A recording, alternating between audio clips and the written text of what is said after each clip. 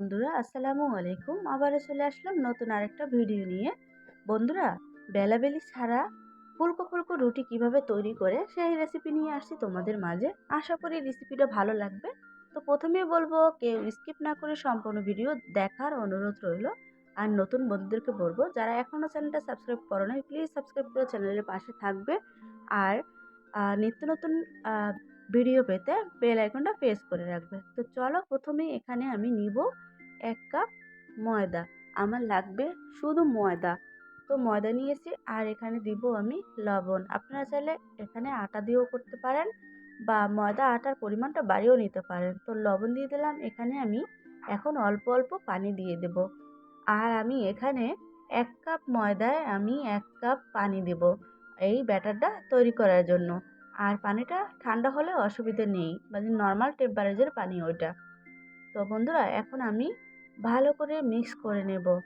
আর mix করার পরে যদি দেখি পানি লাগবে, তো অবশ্যই আমি পানি দেব। দেখতে থাকো সম্পূর্ণ ভিডিও।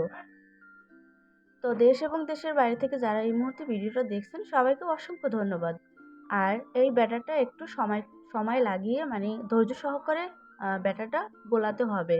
তো আমার ব্যাটারটা তৈরি করে শেষ। এবার তোমাদেরকে ব্যাটারের কনসিস্টেন্সিটা দেখাই দেবো, মানে ঘনত্বটা দেখিয়ে দেবো। এই যে এরকম ঘন থাকবে। আর এটাই একদম পারফেক্ট। এভাবে তৈরি না করলে রুটিটা হবে না। তো প্রথমে আমি একটা প্যান বসিয়ে দিলাম। তো প্যানে এখন আমি টিস্যুতে একটু তেল লাগিয়ে প্যানে দিয়ে দিলাম।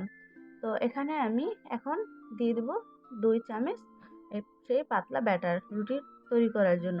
আর এই পর্যায়ে চুলার হিটটা একদমই লো হিটে রাখবেন। আপনারা দেখলেই বুঝতে পারতেছেন আমার চুলার হিটটা একদমই লো হিটে। তো এভাবে একটু আলতো করে চামিচের সাহায্যে তারপরে একটু ঘুরিয়ে দিতে হবে।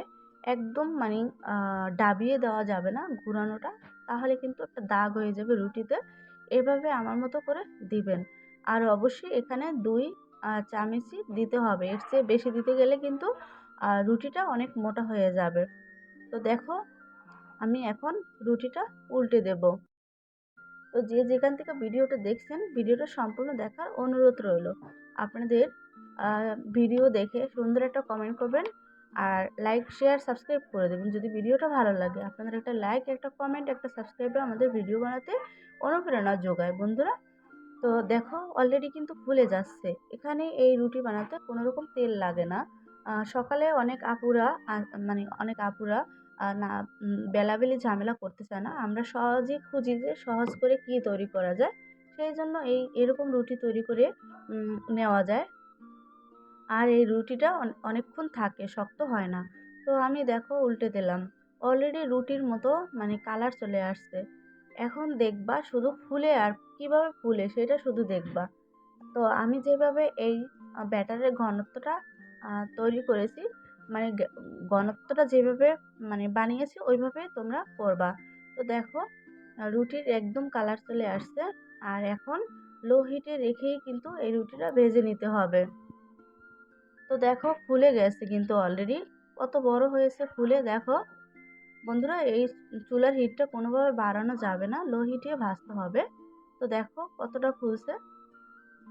আমার চ্যানেলে এরকম সহজ রেসিপি দিয়ে থাকি বন্ধুরা, চাইলে তোমরা আমার চ্যানেলটা ভিজিট করতে পারো। খুবই সহজ সহজ রেসিপি পেয়ে যাবে, আর তোমরা বাসায় কিচেনে যা থাকে তাই দিয়ে তৈরি করে নিতে পারবে। তো দেখো, আমার এরকম চেপে চেপে কিন্তু সব সাইডে তারপর রুটিটা ভেজে নিতে হবে, কোনো রকম যেন কাঁচা রুটি না থাকে। আর একবার যাকে এই রুটিটা বানিয়ে খাওয়াবেন, সে আপনার রেসিপি জানতে চাবে, আপনার প্রশংসা করবে, একদম কথা দিলাম। তো আমার রুটিটা কিন্তু ফুলকো ফুলকো হয়েছে। এখন আমি এটাকে নামিয়ে নিব, আর ভাজবো না। তো দেখো বন্ধুরা, কত সুন্দর হয়েছে একদম। তো এখন আমি আরও একটু টিস্যুতে তেল লাগিয়ে নিব। বেশি তেল দেবো না, শুধু এক ফোঁটা তেল দিয়ে টিস্যুর ভিতরে লাগিয়ে পুরো প্যানে দিয়ে দিলাম। এখন মুছে নিয়ে তারপরে এখন আবারও 2 চামচ ব্যাটার দিয়ে দেব। ব্যাটারের ঘনত্বটা একদম 100% এরকমই রাখবেন। তা না হলে কিন্তু বেশি পাতলা হলে রুটিটা হবে না।